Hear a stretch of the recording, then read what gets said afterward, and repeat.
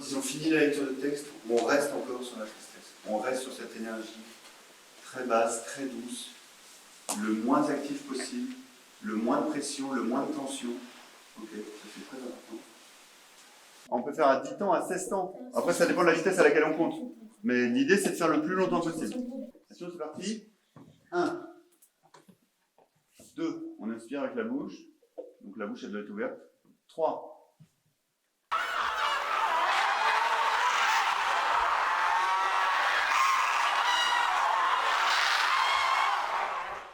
Cette pièce, elle est construite à partir de la thématique des émotions.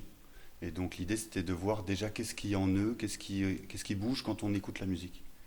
On a commencé comme ça avec le dessin pour rentrer un peu dans le corps et dans l'écoute. Et puis à partir de là, on a fait des jeux d'improvisation, des jeux d'écoute. On a construit des instruments aussi avec des ballons de baudruche. Et puis au fur et à mesure, de leur côté, ils ont écrit des textes aussi autour des émotions qui permettaient de donner un peu un sens comme ça aux pièces musicales.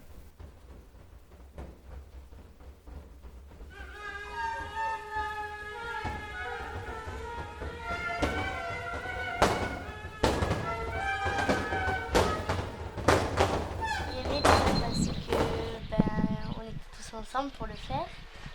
Et déjà, rien que quand il nous a fait faire les instruments, ça m'a plu. En premier, on a travaillé les respirations pour que le truc des trompettes sortent.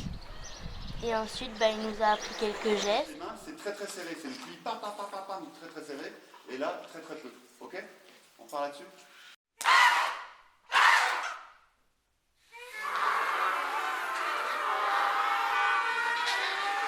L'atelier a surtout été mené sous l'aspect de construire une écoute collective et partagée. On est clairement sur des fabrications de sons qui ne sont pas ni des notes ni des accords. Donc voilà, avoir cette culture un peu d'une grammaire sonore un peu étendue, un peu plus large que les sons musicaux. Pour ma part, ça me conforte dans l'idée de transmettre ce qu'on a traversé dans nos parcours professionnels. Ça assure peut-être en partie la relève pour demain.